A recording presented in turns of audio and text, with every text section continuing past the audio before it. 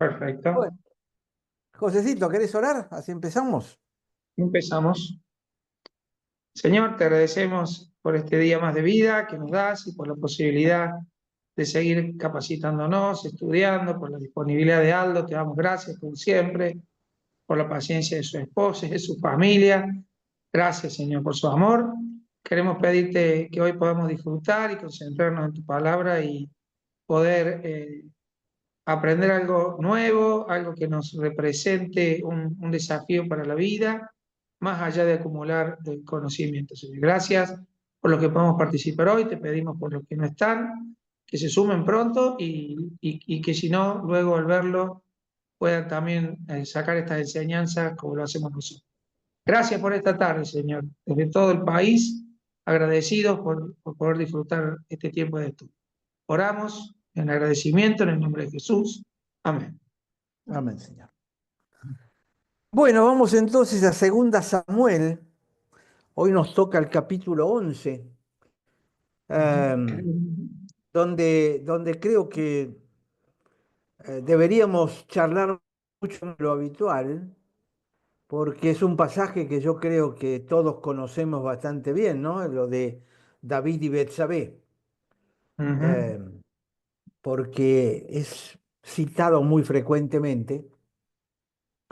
Así que, no sé, empiezo a tirar un poquitito del hilo eh, para ver si podemos sacar algo extra de lo que ya sabemos, para no repetirnos sobre todo, ¿no? Perfecto. Em, Primero, cuando empieza esto, y si tienen algún versículo que por ahí tengan dudas, lo opinamos específicamente, pero esto ocurre normalmente en aquella época, en invierno no se luchaba, no había guerras en invierno, porque generalmente no solo la lluvia, sino las heladas o la nieve dificultaban tanto los viajes como las campañas militares. Así que acá estamos ya en primavera, ha pasado el invierno. Y uno de los puntos cruciales para mí, para marcar, es David había pasado el invierno con todas las esposas que tenía y todos los hijos que ya estaban creciendo, pero no le alcanzó. El muchacho quería más acción. Entonces, evidentemente debía ser un día bastante caluroso y por eso es que él se va a la terraza de su palacio. Acuérdense que en la conformación geográfica de Jerusalén, eh, lo más alto es el monte Moriah, a donde después se hace el templo. Pero un poquitito más abajo, también dentro de la parte, digamos, alta de toda la ciudad de Jerusalén, estaba el Palacio de David.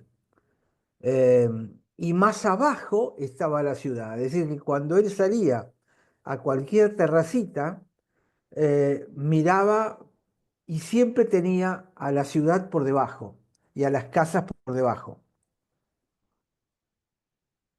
Y ahí estaba doña Betsabé tomándose una duchita al aire. Em, Ustedes saben que en aquellos lugares muchas veces la entrada a las casas era por arriba, era por el techo. Entonces el techo se utilizaba para este tipo de cosas. Y siempre también lo criticamos a David por lo que hizo, cosa que es cierta, no lo voy a negar. Pero, ¿qué hacía Betsabé desnuda bañándose en la terraza a pocos metros del palacio, donde había una terraza a la cual podía asomarse el rey? Es una pregunta que yo nunca la escuché, de los muchos mensajes y estudios sobre este tema. ¿Por qué se le ocurrió ir y bañarse en esas condiciones? La cuestión que a David se le fue el ojo, a pesar de tener sus muchas mujeres. Es decir, em, yo recuerdo cuando era chico, lo normal era estar casado y que la mujer servía para tener hijos, de los cuales se tenía que encargar desde hacía 2000 años. Y el hombre siempre tenía algún amante, alguna mujercita por ahí dando vuelta o un par de amantes que eran para tener sexo. Em, entonces uno se pregunta, en este esquema moderno de vida licencioso como estamos teniendo, ¿cuánto es suficiente para un hombre? O para una mujer, porque ahora prácticamente la cultura ha hecho que sean las mujeres las que persiguen a los hombres en muchos casos, ¿no?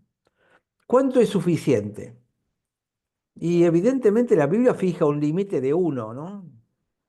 Pero fíjense lo que le pasa a todos los que han tenido más de uno.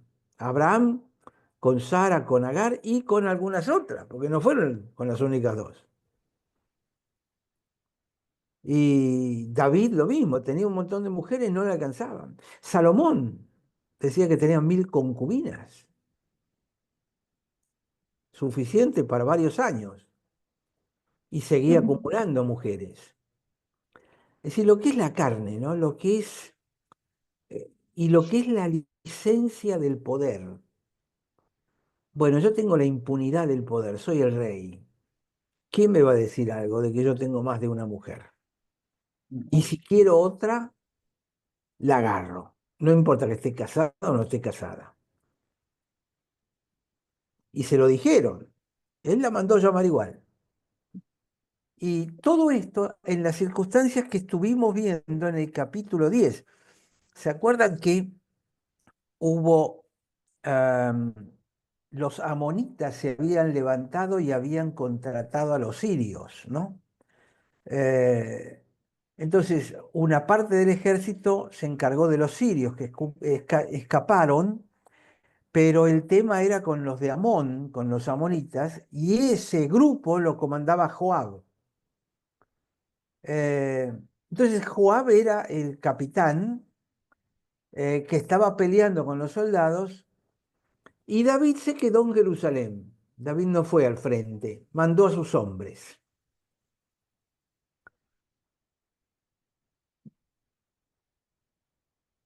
Además, el tiempo de la guerra duró bastante tiempo, no fue que fueron y vencieron inmediatamente. Evidentemente, y lo vemos un poquitito por algo que ocurre. Es decir, el capítulo 11 está metido adentro del capítulo 10. Cuando estaban asediando la capital de Amón, eh, en ese momento es cuando está ocurriendo lo que está ocurriendo en el capítulo 11 ahora con esta gente.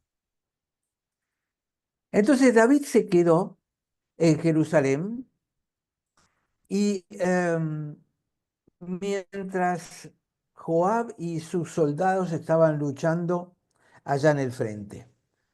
Ahora, todo esto, todos estos eventos que culminan con el asesinato de este pobre hombre, el adulterio, tienen que ver con la indiferencia que David mostró hacia el plan de Dios. Em, pero que ya venía desde hace tiempo. Acuérdense que las varias esposas las había estando en Hebrón. Ahora ya está en Jerusalén y habiendo construido un palacio, así que mientras tanto debió haber tomado unas cuantas otras esposas. Es una falta de control y una indulgencia sobre sus pasiones personales, y no van a encontrar en la Biblia mayores críticas de Dios al seguir tomando mujeres. Yo las he buscado específicamente. Recuerdo cuando hice mi Haggai en Singapur, en el año 87, em, los latinos nos reímos mucho cuando los africanos preguntaban qué hacer cuando llega a la iglesia un hombre que tiene 3 o 4 esposas. Eh, y nosotros escuchamos eso y nos largamos a reír, porque nunca se nos había cruzado por la cabeza. tener 3 o 4 esposas legítimas, me vienen a la iglesia, ¿qué hago? Y los misioneros tradicionales lo que han respondido es, bueno, tenés que quedarte con la primera y desechar a las otras. Pero Ujú. en esas culturas, desechar a una mujer, divorciarla, darle carta de divorcio, significa condenarla a la prostitución o a la muerte directamente. No hay medias tintas. La sociedad era muy, muy restringible para esto. Entonces, recuerdo todavía cuando nos largamos a reír todos juntos y este hermano africano, negrito, se para del otro lado de la mesa. Era una mesa en herradura, en U. Y se nos queda mirando como diciendo, ¿por qué nos están faltando el respeto? Porque este es un problema que nosotros vivimos en nuestras iglesias todos los días.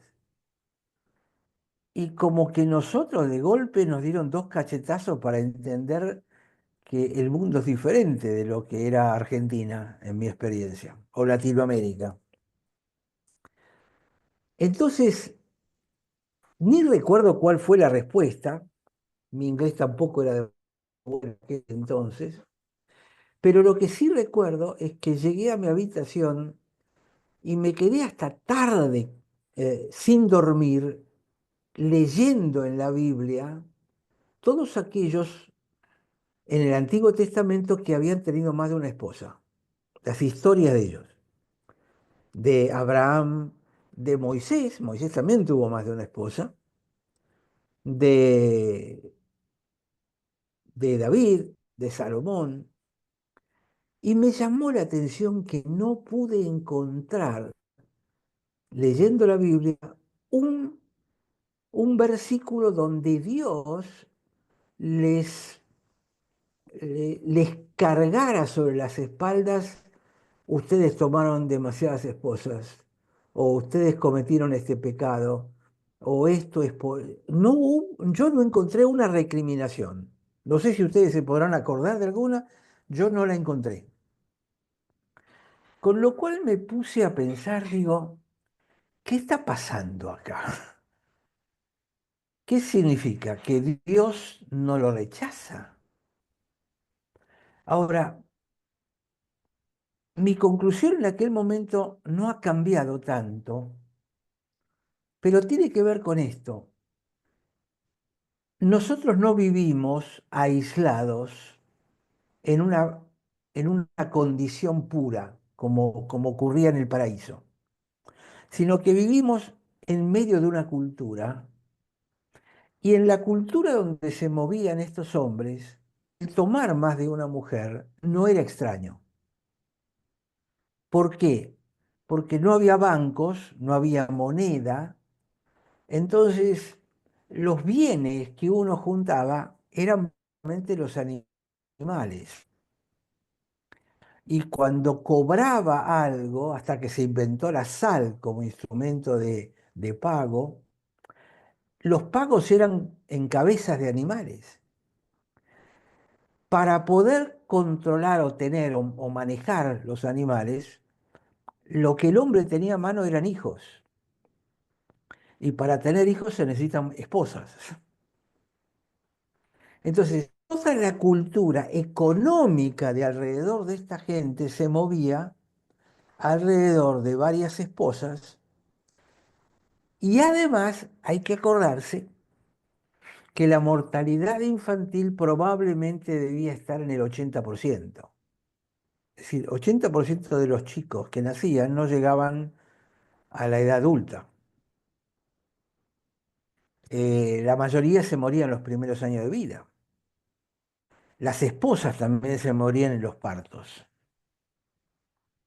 Entonces el hecho de tener más de una esposa significaba cubrirse, rodearse. Hay un concepto económico detrás que a nosotros nos parece probablemente espantoso con nuestra cultura de hoy, pero esta era la realidad.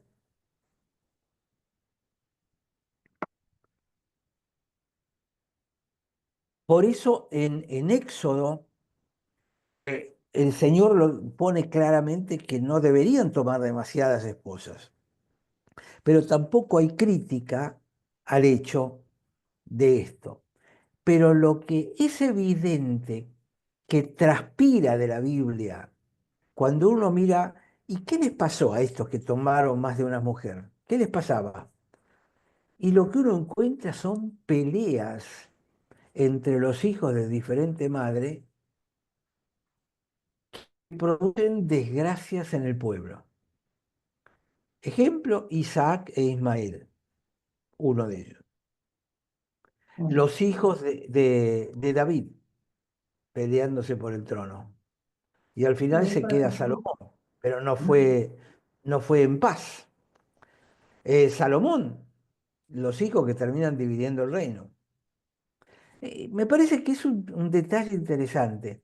Es decir, no hay una crítica, pero es como que Dios nos dice, entiendo que lo hagas, pero vas a tener problemas. Aldo, disculpa, Sí, cuando dale, vos dale, decís dale. que era el tener varios hijos, porque era todo un entorno económico, era porque y el trueque eran animales y también hijos, se Los hijos, pagaba por hijos, se daba. no, no, el trueque era en cabezas de animales, pero los hijos los usaban los padres para establecer alianzas, la mayoría de las veces económica. Bueno, yo te doy mi hija, vos me das tu hijo, los casamos, como hacen los reyes de Europa, ¿no? Es decir, armar la alianza para juntar dos naciones. Entonces, en el fondo, hay un manejo económico de la descendencia. Tampoco nos vayamos tan lejos, porque en nuestro norte, doy fe, que se tienen muchos hijos, pero hace unos cuantos años, décadas, ¿no? Que era para mano de obra del campo. Claro, Y no eran gente rica, pero necesitaban a los hijos para que trabajen desde temprana edad. claro, y no podían contratar gente. Ahora no hay esclavos, no hay esclavos formales. Hay mucho obrero de campo es esclavo informal, ¿no? Pero es cierto, los hijos son los que ayudan a mantener esa economía familiar mínima. Ocurre en las villas, ocurre en las villas. Los chiquitos salen a pedir, a trabajar, a juntar cartón, pese a todas las leyes de defensa que hay. Em, de alguna manera, esto, si quiero poner el énfasis de los dos lados, esto es como para entender un poquito lo que le pasa a David, pero por el otro lado de David, pensando en Betsabé, eh, Timoteo, Pablo, dice, asimismo las mujeres que se atavíen con ropa decorosa, con pudor y modestia, no con peinados ostentosos, ni perlas, ni vestidos costosos. Y uno dice, bueno, ¿qué tiene que ver? Y lo que pasa es que em, yo creo que Betsabé de alguna manera lo provocó también. Yo no creo que fuera absolutamente inocente y pobrecita, sino que algún tipo de provocación generó con su conducta. Aldo, Sí, eh, es un tema delicado ese, exactamente, ¿no? O sea, eh, ¿qué hacemos con la provocación? Porque yo, cada vez que he tenido que trabajar en restauración, cuando ha habido un tema de infidelidad, eh, con toda certeza el 100% dice es que me provocó y no me pude resistir. Pero también hay mucho testimonio de quien pudieron resistir y no cayeron en tentación. Hoy en un mundo hipersexualizado, hipersexualizado, ¿no? Pero en aquel momento no era un mundo, estaba rara la cosa con tantas mujeres y toda esta historia, pero eh, no era un mundo hipersexualizado en cuanto a esta forma de vivir la sexualidad, sino más bien en cuanto a una negocios, o sea, una nena de 14 años antes se la entregaba por esposa, se consolidaba en familia, reinos. Eso sí, es distinto a nuestra cultura y quizás no lo entenderían. Pero en aquel momento la mujer adúltera la apedreaban, y eso estaba por ley. O sea, no Si la era tan descubría. fácil ser adúltera. Era fácil ser concubina, pero no adúltera. Eh, sí, es raro que esta mujer haya salido, pero ahora voy a poner un detalle que yo no lo tenía demasiado. Sí, uno ve el palacio como algo ostentoso, grande, con, me imagino, una hermosa terraza, una gran habitación, un gran ventanal, en un lugar alto. Y vos desde el lugar alto eh, podés ver de lejos, ¿no? Siempre pensé que Betsabé estaba a escasos metros del palacio, eh, y por ahí pienso que el marido, al no haber vuelto a casa, se me fue el nombre del marido, ¿cómo es? Urias. Eh, a lo mejor es porque estaba un poco más lejos, porque si está a media cuadra de tu casa, no sé, tu mujer te ve, te viene a buscar, o sea, capaz que David también habrá tenido su forma de ver lejos para controlar lo que está pasando. Se me ocurre, porque desde un lugar alto vos ves hacia lejos, ves bastante. Y ya tenían en aquel momento binoculares y cosas de este tipo que también te permitía ver lejos, más lejos. Entonces también se me ocurre darle un poquito más de crédito a Betsabe, ah, por el hecho de que ella después va y cumple el rito de la purificación. No dice mucho la Biblia cómo es que la van y la buscan. Te busca el rey, sale corriendo vestida, o vino quizás a ver si su marido estaba muerto. No sé, no sé. Creo que hay ahí una amplitud de posibilidades, más culposa, menos culposa, más provocativa, menos provocativa. Pero sí me quiero quedar con un David que hizo lo que quiso. Y eso me confronta más por el corazón que tenía David, ¿no? Con lo cual, abro otro paréntesis, trayéndolo a la actualidad, cualquiera cae. Hoy más que nunca, cualquiera cae. Entonces, aún con un corazón sabio, entonces hay que aprender a cuidarse y a cuidarnos y a respetar y a respetarnos. Nada, un concepto. Yo Una, creo que en estos temas nunca hay 100% de culpa de un lado y cero del otro. Ujú. Yo creo que es una mezcla. Un porcentaje de un lado, un porcentaje del otro. Empecé a plantearme esto mucho cuando llegué a la iglesia presbiteriana porque en la iglesia se oficiaban casamientos, recasamientos de divorciados, cosa que hasta ese momento y en la década del 70, hasta la década del 70 era medio anatema en una iglesia evangélica recasar a un divorciado, era mala palabra, no se lo aceptaba casi ni como miembro. Entonces tuve que ponerme a estudiar todo el tema. Resultó fácil, me llevó bastante tiempo, pero cuando me venía alguien, yo empecé a hacer algo y les decía, bueno, sí, oficio el casamiento, pero vamos a tener reuniones previamente. ¿Para qué? ¿Cuál era el objetivo? El objetivo es que cada uno de los divorciados, de los que habían divorciado, reconociera su porcentaje de culpa en el Ah, fracaso del matrimonio anterior. ¿Qué quiero decir?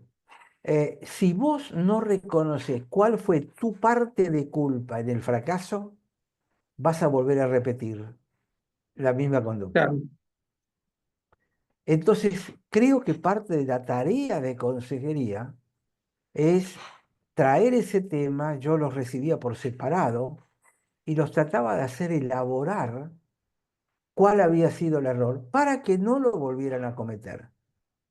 Está bien, Ujú. el matrimonio anterior está terminado, pero si vos querés volver a meterte en este brete, vas a volver a hacer lo mismo, a menos que estés atento.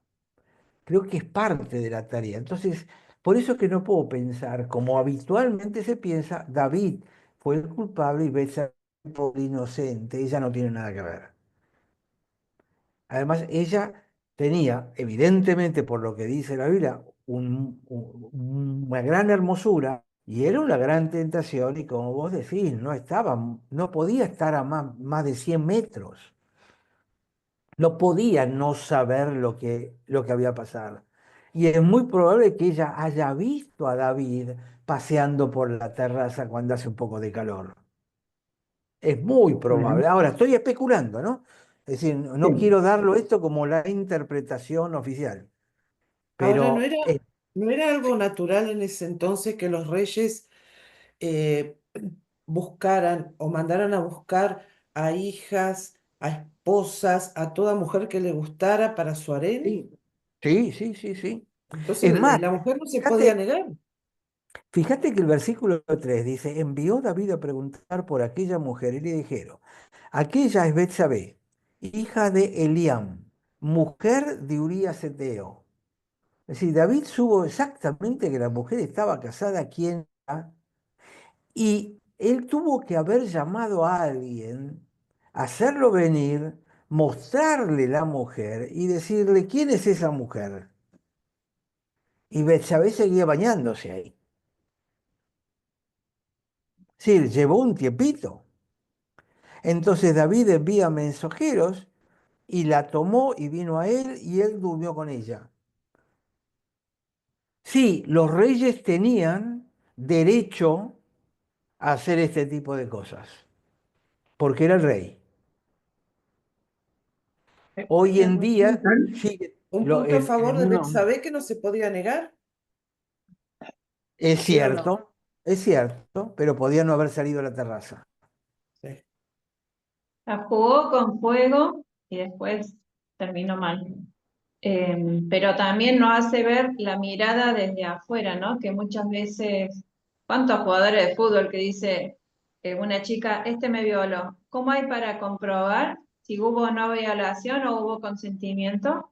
Es como que son cosas que por ahí uno no las tiene en cuenta o desde la lectura de la Biblia, no sabes cuál de las dos versiones puede ser, porque Exacto. no se puede saber. Entonces también Y, cuánto riesgo hay en todo esto. y en términos carnales, humanos, a Betsabé no le fue tan mal. Terminó siendo la esposa favorita del rey David. Mm. Yo creo que la clave también está en Natán, cuando trae su profecía, y ahí un poco explica no tanto la importancia de Betsabé, sino de lo que le pasa a Urías en sí. Eh, digamos, como que a Urías se le fue arrebatado. Como que también está bueno cuando lleguemos a ese punto, analizarlo como Dios lo ve. Pero Exactamente, porque David la vio a ella linda, pero Dios vio toda la situación como fea. Cuidado con sí, llamar bueno a lo malo y malo a lo bueno. pero el Señor la puso dentro de la genealogía. Dios la puso dentro, o sea que ahí le está dando, reconociendo un lugar a Betsabé. ¿Sí? Pero eso significa un aval, es lo que te decía antes. ¿Cómo es que el Señor no lo critica? ¿No te resulta extraño?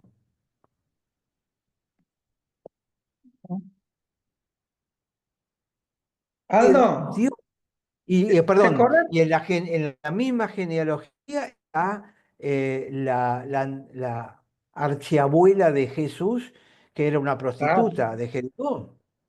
rap. Sí. Y Claro, Judá con Tamar, no, Judá exactamente. con... Entonces, Sí, sí. hay toda una línea que a mí me llama mucho la atención, cómo Dios obra a pesar de y que a mí me parece que el mensaje es, yo puedo bendecirte a pesar de, Mm. como O tener propósito, a pesar de- para que nosotros también a veces podamos perdonarnos cosas que nosotros no perdonamos a otros. Mm. Sí, alguien Aldo, quería hablar, no me acuerdo. Sí, no, no estoy acá con mi Biblia a mano, pues estamos en Catamarca, pero si podemos volver a Primera de Samuel, cuando Samuel les advierte que si tienen un rey, ¿qué va a hacer el rey con ellos? Que decía, tomará de sí, vuestras hijas, tomará. Quizás ahí también tenemos un poco de claridad de todos los beneficios que tenía un rey, ¿no? Es como, exactamente. Todos los beneficios para él y no para la gente.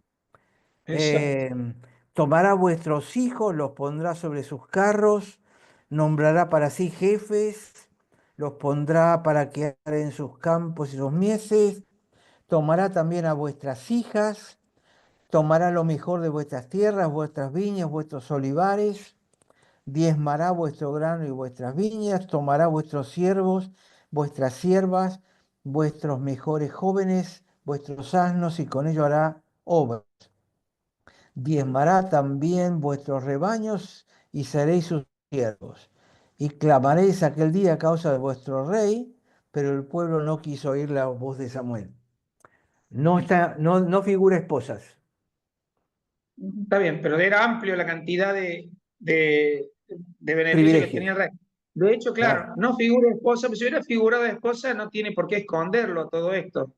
claro, Y él lo quiere esconder. O sea, no tenía sobre las esposas esta posibilidad. Ya. exacto. Y él sabía en su corazón que había hecho algo malo, si no, no lo hubiese mandado días al frente, Sí, ni sí, lo sí. hubiese hecho llamar. Ujú, sí. Pero Y ¿cómo es la entonces, condición? el problema La- no es, ¿cómo es? ¿Cómo? ¿Qué preguntabas? que la condición del hombre de justificar aún y ocultar su pecado. Eso es Exacto. naturaleza, carne pura. El problema no es entonces lo que me está tentando, sino el estado del corazón y de la mente cuando estoy siendo tentado. El Ujú, problema no está afuera, el problema está dentro. José, José resistió a la esposa del faraón. De Potifar. sí. Exacto. Es una situación similar. Sin embargo, él pudo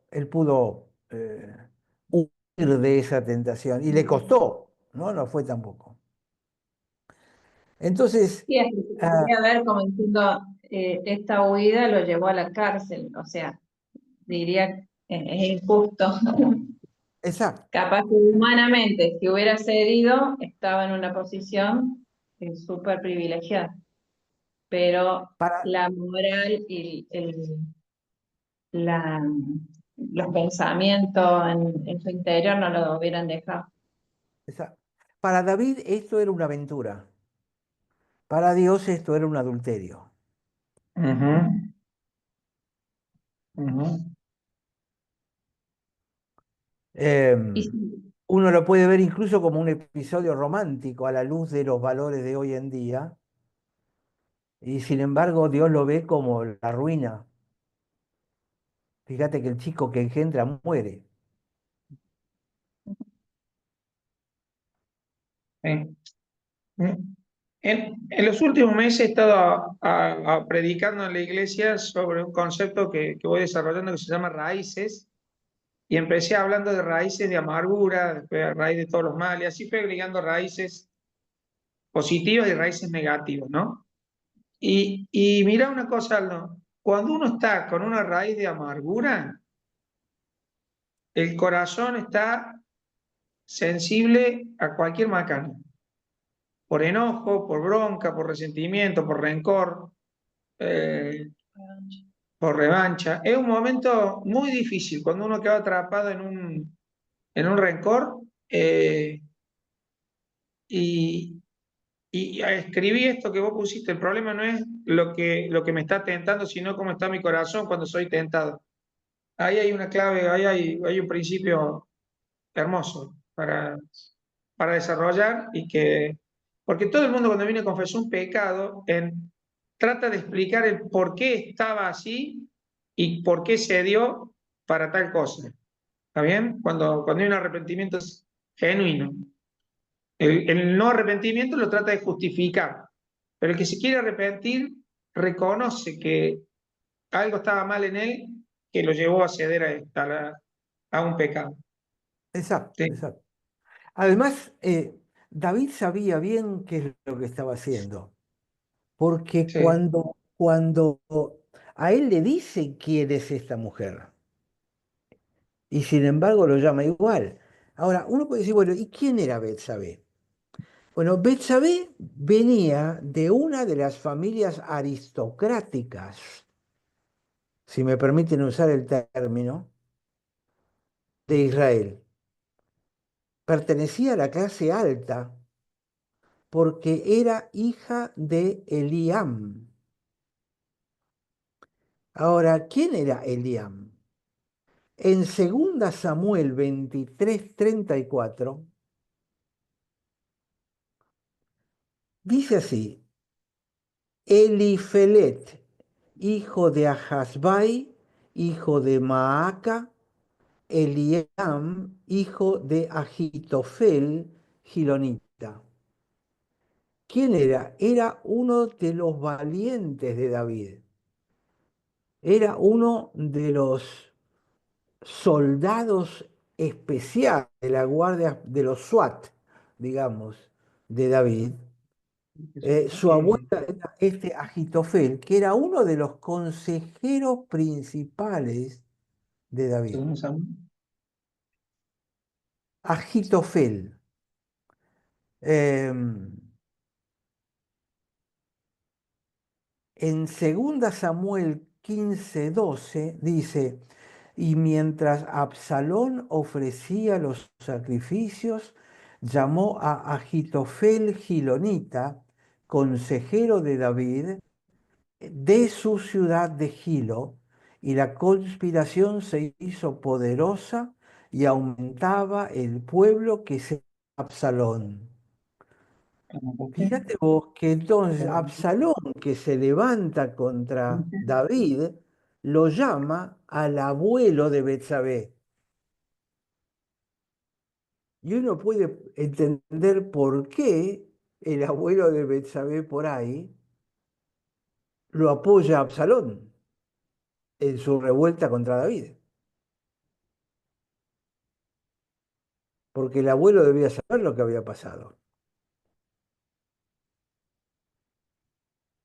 Y es evidente que si este era el abuelo y con su hijo Absalón todavía estaba vivo, ¿qué edad tenía Betsabé?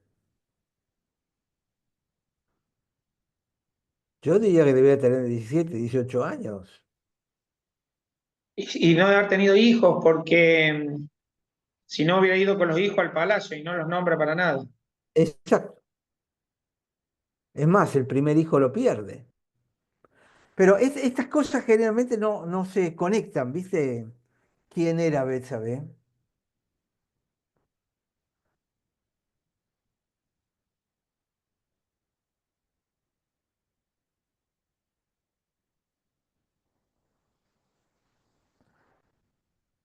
Em, entonces, cuando le dicen todo esto, David se entera que el esposo de esta mujer estaba lejos en la batalla contra los amonitas para defender el reino de David. Lo estaba defendiendo a él, a su reino. Y de paso supo que estaba lejos, entonces no podía caerle de sorpresa. Es decir, el adulterio de David no, no empezó cuando Betsabé vino al palacio, empezó cuando estaba en la terraza. porque empezó en el corazón de David.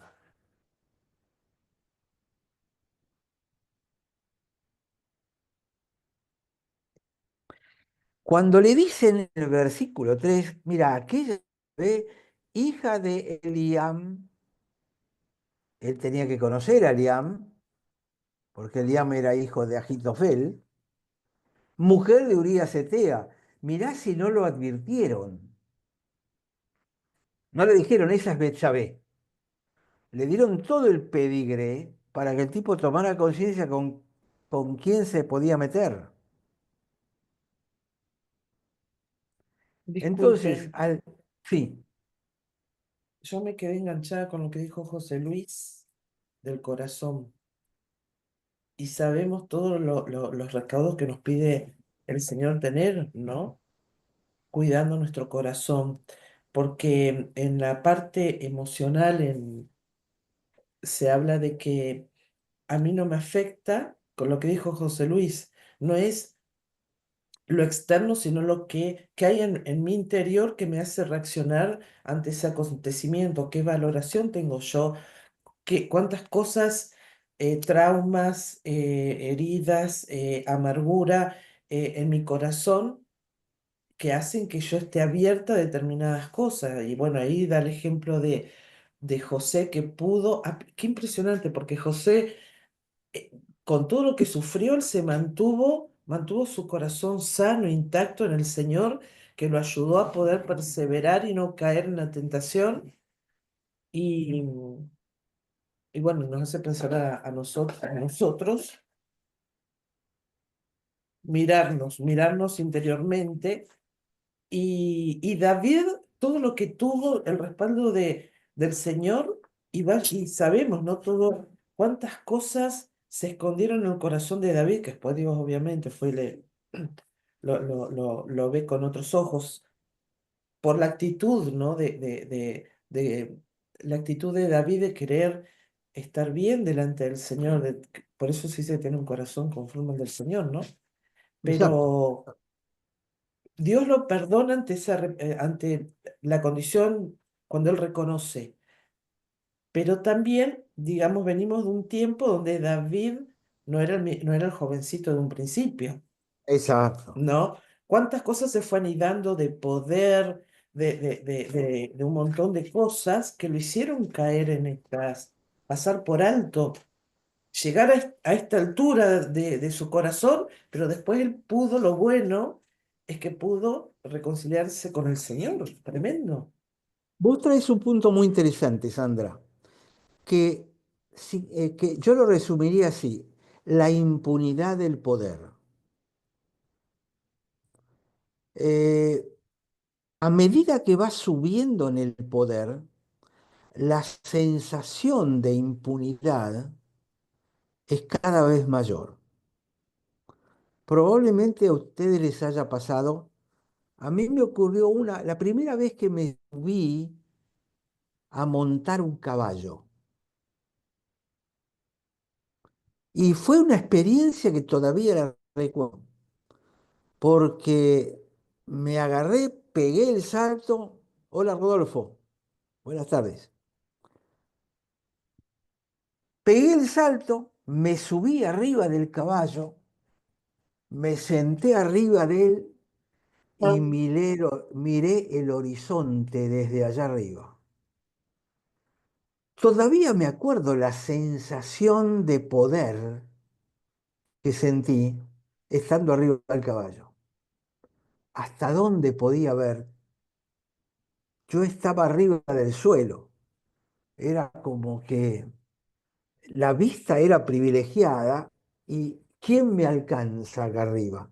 Fue una cosa de un segundo, pero esto es lo que ocurre a medida que uno se va acercando al poder. Y esto tiene mucho que ver con, con el poder dentro de las iglesias también.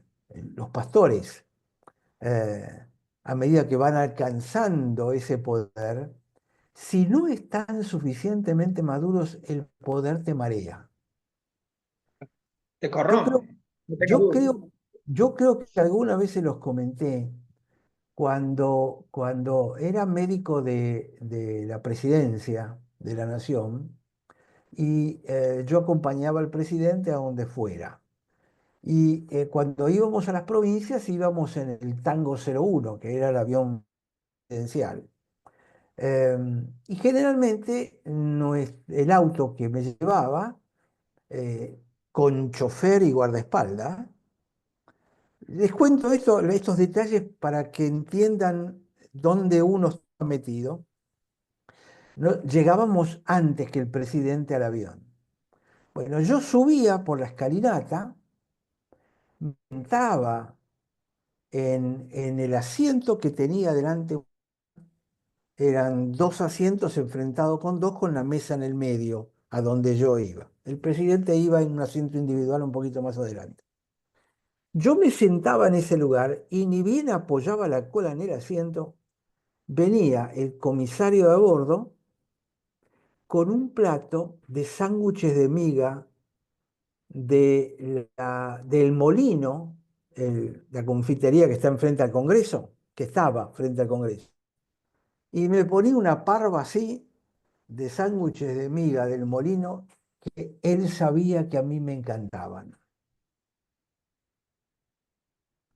Y yo me sentaba allí, empezaba a comer y le podía pedirle cualquier cosa que me la traían. O subir al primer piso de la residencia presidencial, que es en la parte exclusiva de vivienda del presidente, sentarme en el sillón y pedirle al mayordomo que me traiga esto, lo otro, y me leía todos los diarios ahí. Esa sensación, yo tenía nada más que 29 años, 28 años, por ahí andaba. Eh, ¿Saben cómo marea eso? ¿Cómo te hace ver el mundo desde arriba del caballo? Cuesta mucho mantener el equilibrio y a nosotros nos costó bajar de ese nivel. Y lo hicimos voluntariamente. Cuando nos dimos cuenta, en un momento con Marisa dijimos, nos estamos mareando mucho, esto es demasiado, eh, vamos a bajarnos. Entonces le mandaba a decir a la presidenta que nosotros íbamos a tomar un poquito de distancia y que si nos necesitaba que nos llamara. Porque nos dimos cuenta que nos estábamos mareando. Ahora, no es fácil hacerlo cuando estás ahí arriba. Digo porque nosotros vemos todos estos actos de corrupción en gobierno, ¿no? Que están incluso tan vigentes estos días. Y uno dice, ¿cómo puede ocurrir eso? Es muy fácil. Cuando estás ahí arriba, la sensación de impunidad hace que ni siquiera cubras tus huellas. Deja los dedos pegados por todos lados. Porque a mí no me va a pasar nunca. A mí no me van a agarrar. Porque yo tengo el poder.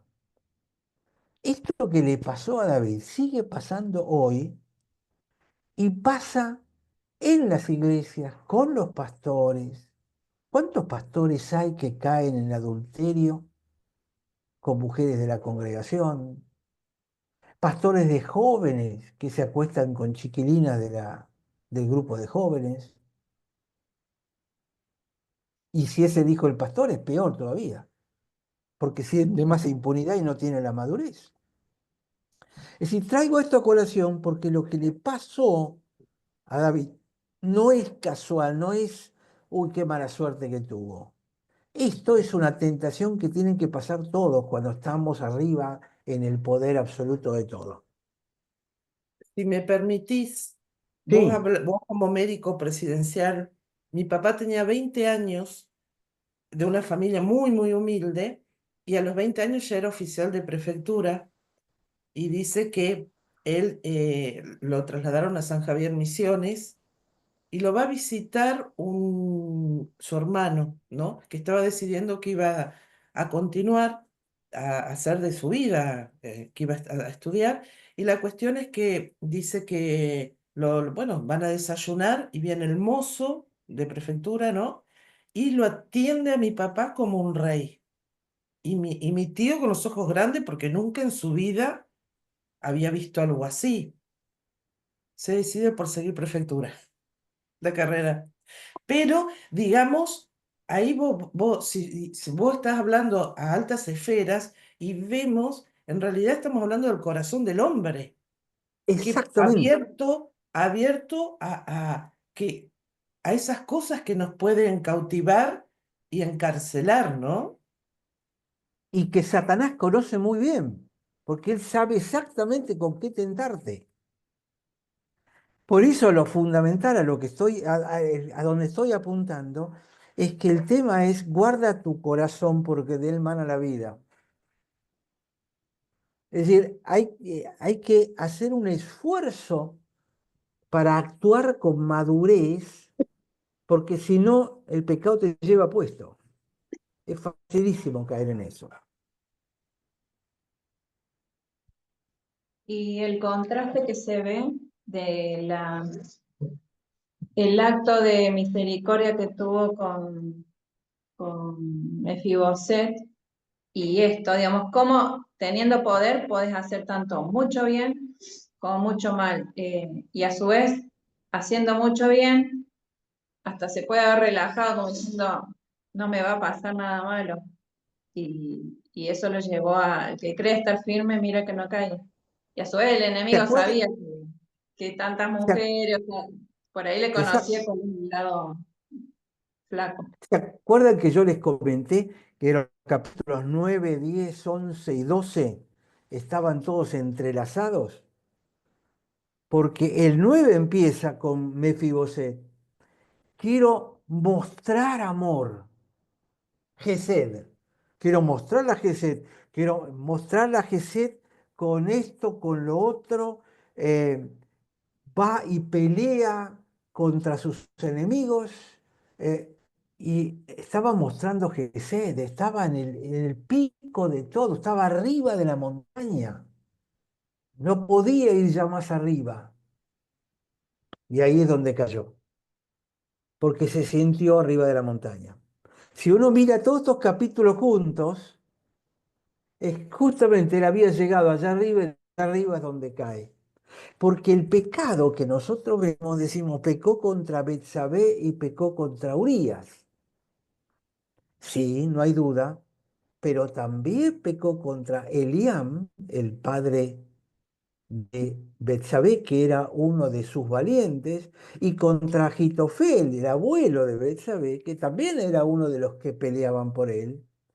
Y además también pecó contra Joab, porque le mandó la orden a este ponerlo enfrente para que se muera. Lo hizo cómplice de asesinato a Joab. Nos olvidamos, siempre creemos, bueno, no, pecó contra Betsabé. No, no, no. Desde allá arriba cayó y no respetó nada, simplemente por un momento de placer. Y vos acá Incluso, estás señalando que nosotros al actuar de alguna manera contra lo que el Señor quiere, que no va contra nuestros principios cristianos, no solamente estamos afectando a una persona, sino vos lo estás mostrando todo un montón de personas involucradas, Exacto, que a veces exacto, vienen venganzas, como vos estás diciendo, del nieto, del abuelo de Betsabé, y uno ni sabe de dónde viene. exacto. Pero fíjense qué ocurre cuando nos relajamos, porque llegamos al pico de la montaña. Parece como los equipos de fútbol, ¿no? Van ganando 3-0 y se relajan. Y en 10 minutos los empatan o los ganan. Porque se incluso relajan. cuando queda viuda Betsabé, él aparenta usar Gesed hacia ella y digamos, cómo usa esta misericordia disfrazada en todo este engaño, ¿no? Digamos, lo mismo que usó para una causa noble, lo disfrazó para poder quedarse con ella. Exacto. Y fíjense esto. El versículo 4 dice, envió David mensajeros, la tomó, vino a él y él durmió con ella. Luego ella se purificó de su inmundicia y se fue a la casa. y concibió a la mujer. Uno lo lee así rapidito, como lo leemos siempre, y no tomamos conciencia de lo que está diciendo este versículo. Él la tomó y vino a él. No hay ninguna evidencia de rechazo, de precaución, de que ella se haya opuesto. Uno puede decir, bueno, está bien, me llama el rey, tengo que ir. Vino a él. No la llevó ni con artimañas, ni con violencia, ni la forzó. Ella fue voluntariamente. Bueno, hasta ahí podemos decir, bueno, ella simplemente le llamaba al rey, tuvo que ir. Está bien. Em,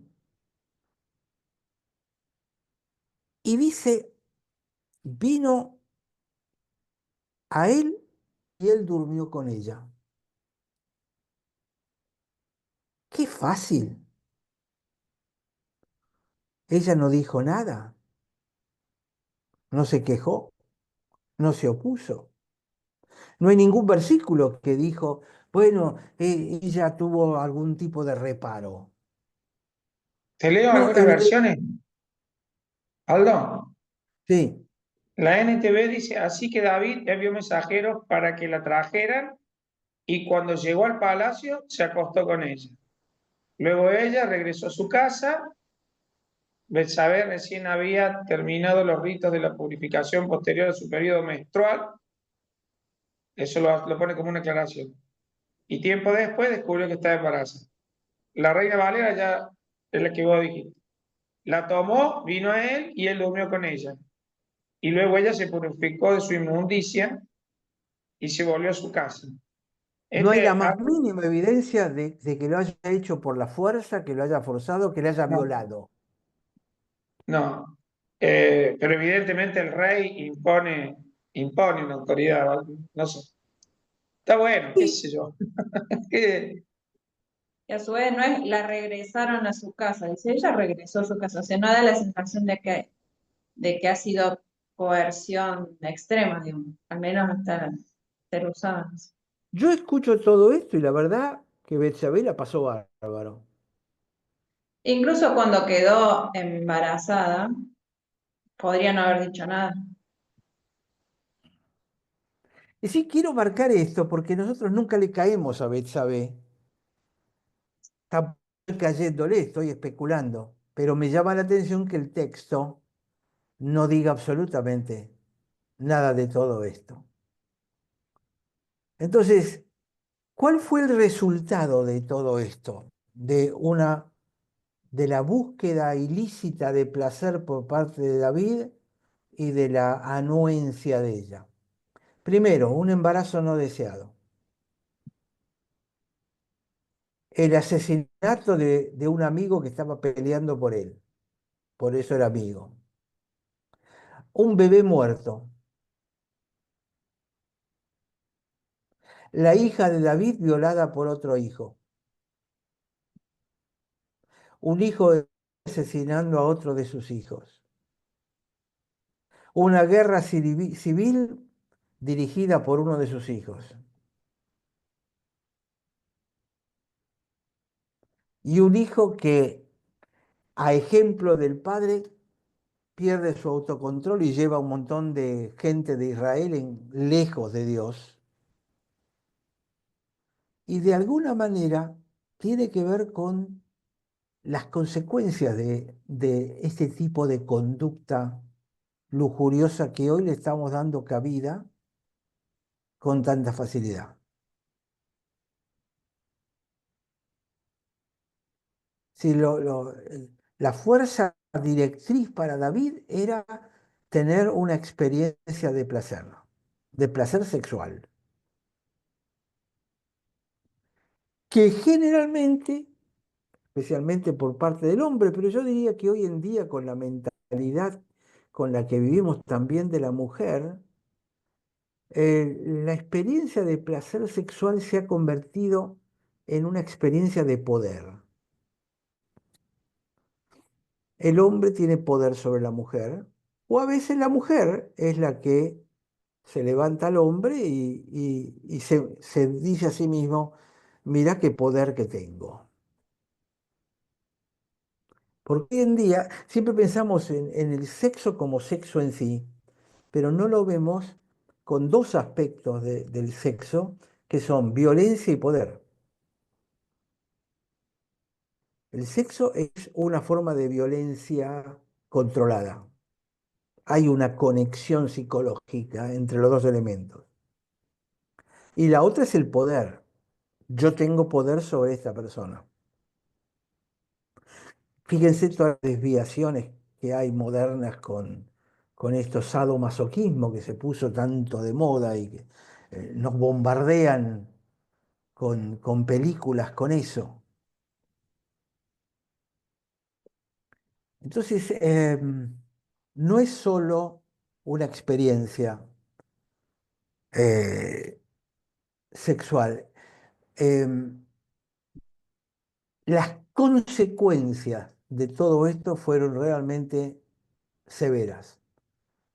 Aunque como conclusión de todo eso aparece Salomón, el hijo favorito de David. Es decir, que David tenía cualquier cantidad de mujeres, cualquier cantidad de hijos, pero finalmente con esta tuvo al que fue su hijo favorito, a quien le deja el reino.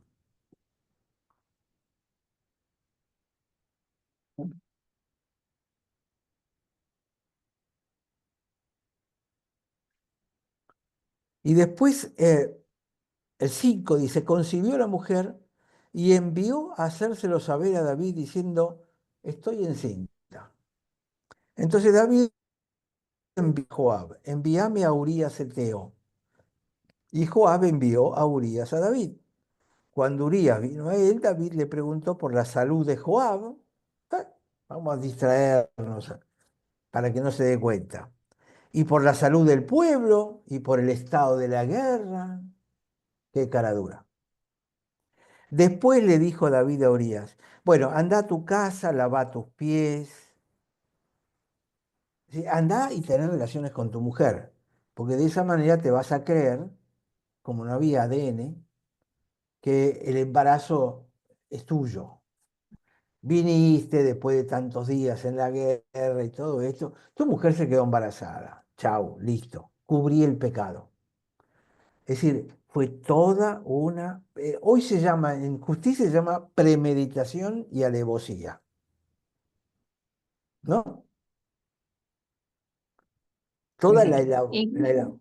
Sí, Incluso sí. que mientras hablaba con Urias y todo esto, no estaba analizando la posibilidad de matarlo, o sea, nunca pensó que no iba a bajar a la casa, o sea, a veces uno piensa, bueno, lo mató, pero ¿cómo llegó hasta el punto de decir, bueno, llevarlo frente de batalla y exponerlo, digamos?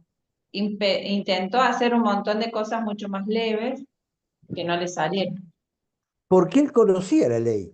El Levítico 20:10 dice que si un hombre cometiera adulterio con la mujer de su prójimo, el adúltero y la adúltera indefectiblemente serán muertos. Él era consciente que tenían que, aunque fuera el rey. Entonces había que hacer algo. Y entonces David, ah, este pobre hombre viene, le pregunta por todas estas cosas, manda a la casa y sale Urías de la casa del rey. Le fue enviado un presente de la mesa real para que coma bien junto con su esposa, que tenga una linda cena.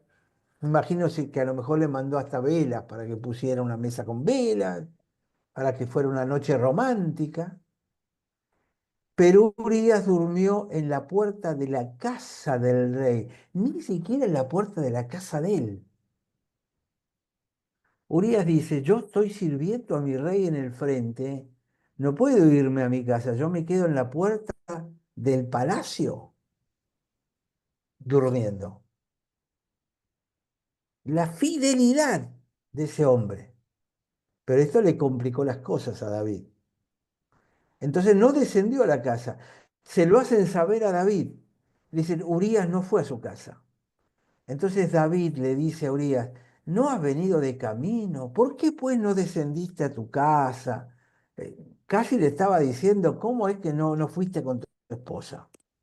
Y Urías responde, el arca e Israel y Judá están bajo tiendas, hablando de los soldados que estaban peleando. Y mi señor Joab y los siervos de mi señor están en el campo. ¿Había yo de entrar en mi casa para comer y beber y a dormir con mi mujer? Por tu vida y por la vida de tu alma no voy a hacer tal cosa. ¿Qué tipo honesto?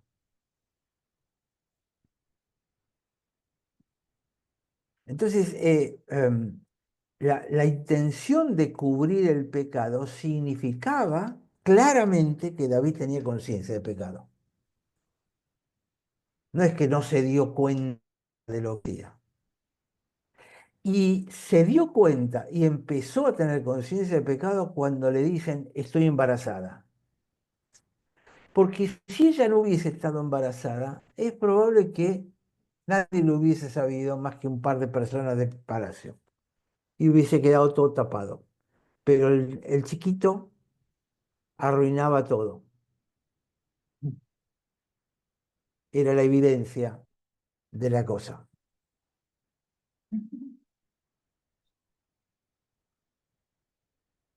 Es decir, el hecho de haber hecho esto en secreto y no abrirlo públicamente es lo que origina la cadena de sucesos que vienen ahora.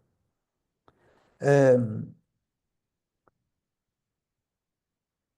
claro, lo que pasa es que de alguna manera el castigo por lo que él había hecho era la lapidación, era la muerte. Ujú. Si lo miramos como veníamos viendo simbólicamente todo esto, eh, nos preocupamos por el pecado que tiene consecuencias. El que pasó desapercibido probablemente lo olvidemos a los 2 días. Primera de Juan dice, si confesamos nuestro pecado, Él es fiel y justo para perdonarnos, ¿no? Y limpiarnos de toda maldad. Es decir, el tema es que esos pecadillos pasan desapercibidos, nos olvidamos, aunque vayan a tener consecuencias. Qué sé yo, Betsabé contándole al padre o al abuelo que el rey la llamó y al final se acostaron y tuvieron relaciones. Supóngase que no hubiese tenido el chico. Y yo supongo que el papá de Betsabé o el abuelo de Betsabé, cuando se enteraron, si es que se enteraron, eh, hubiese generado una respuesta como la que ocurrió, ¿no? Después de eh, soportar al hijo. Pero el problema es que lo que vemos como peligroso es el pecado que tiene consecuencias y entonces lo tratamos de cubrir porque ese pecado es digno de muerte. Y si uno lo piensa más abiertamente, em, la muerte es la paga del pecado. Por los muchos pecados que nosotros cometemos, la paga debiera haber sido la muerte.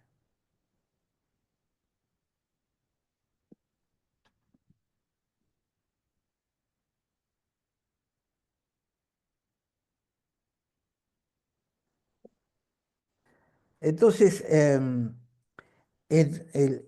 a partir del versículo 12, David le dice a Urías, bueno, quédate hoy y mañana te Perdóname, despertaré. amigo. Sí, Me hiciste pensar algo. Este versículo del Nuevo Testamento que dice, porque la paga del pecado es muerte, mas la dádiva de Dios es vida eterna. Esa primera frase es reflejo del antiguo. O sea, la paga claro, del pecado era la muerte, pero el Señor vino a dar vida eterna. ¿Está bien? correcto, Ya no lo había correcto. visto así. Lo había analizado del presente del Nuevo Testamento, pero es parte de la ley del antiguo. Pero pero el problema, justamente, José, es que em, el mundo evangélico ha desechado el Antiguo Testamento. Y el Nuevo Testamento dice, toda la escritura es apta. Entonces uno piensa en la Biblia que tenemos hoy, no. para Pablo, para Pedro, toda la escritura es el Antiguo Testamento. Entonces, entender ese Antiguo Testamento nos permite poder entender las cosas que se dicen en el Nuevo, porque tienen aquella base. Claro. El otro día lo escuchaba a un predicador que me gusta mucho porque es muy, muy filósofo, bien profundo, y hablaba solamente, o sea, hablaba muy bien del Antiguo Testamento, pero él decía, toda la intención del Antiguo Testamento es mostrarnos a Jesús del Nuevo, o sea, todo esto tiene que ver con Jesús, y es así, eso sí, eso es profundidad, ¿no? Exactamente, exactamente. Pero esto es producto, ¿sabés qué es? Fundamentalmente del dispensacionalismo. Toda la doctrina del dispensacionalismo, que es muy afín a muchas denominaciones evangélicas, ha dicho la dispensación del antiguo pacto se acabó y está superada por el nuevo pacto. Así que dediquémonos al nuevo pacto. Y el nuevo pacto se supone que es el Nuevo Testamento. Entonces todo lo anterior no sirve para nada. Aldo, en Sí, Lucas 24-27 dice, entonces Jesús los guió por los escritos de Moisés y de todos los profetas, explicándoles lo que las escrituras decían acerca de él mismo. exacto. En el camino de Y, Maús. y en el Hecho de los Apóstoles, en Hechos 28-23, entonces fijaron una fecha y ese día mucha gente llegó al lugar donde Pablo estaba alojado. Él explicó y dio testimonio acerca del reino de Dios y trató de convencerlos acerca de Jesús con las escrituras. Usando la ley de Moisés y los libros de los profetas, les habló desde la mañana hasta la noche. Y uniendo los dos, antiguo y nuevo, es la hermosura, ¿no? Porque es el cumplimiento. Claro. Es que lo que pasa, Pedro lo dice, los profetas trataron de entender de qué estaban hablando ellos cuando escribían lo que escribían o decían lo que decían, y no lo entendían. ¿Por qué? Porque para entenderlo necesitas el nuevo. El nuevo es el que te echa luz sobre el antiguo. Uy, mira esto y esto y esto y esto y esto y esto. Y lo entendés. Si no, no tiene coherencia el Antiguo Testamento. ¿Vos sabés que no hay libros de teología hebrea? Estoy hablando de la religión hebrea. No hay libros de teología como tenemos nosotros. ¿Por qué? Porque no tiene coherencia el Antiguo Testamento para los hebreos, porque les falta el nuevo para interpretar el viejo. El problema Ujú. es, si te manejás solamente con el nuevo y dejás el antiguo, te perdés todas las raíces, que es un poco lo que acaban de leer. Es la conexión entre el nuevo y el antiguo. Pero nosotros, ¿qué miramos del antiguo? Salmo 23, Isaías 53, Isaías 45. Hablamos de Génesis mucho, sin entenderlo mucho, pero hablamos de Génesis. Y algunas, los 10 mandamientos. Y eso es todo lo que conocemos del antiguo. Salmos, algunos salmos también. Eh, Quiero marcarlo porque me parece que es importante para poder entenderlo. Por eso es que estoy tratando de mostrarle a ustedes los simbolismos que hay en el texto, en estos capítulos que estamos viendo, desde Mefiboset para adelante. Pero acá también con David y Betsabé, estamos viendo simbólicamente a Jesús y la iglesia,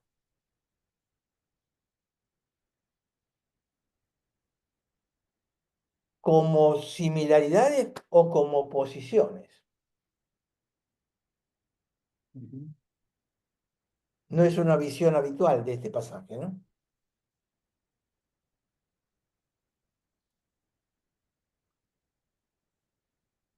Bueno, me parece que estamos medio sobre la hora, ¿les parece? No sé si quieren Sí. Bueno, perfecto, Aldo. Sí, estamos sobre la hora ya. Bueno, muchísimas gracias.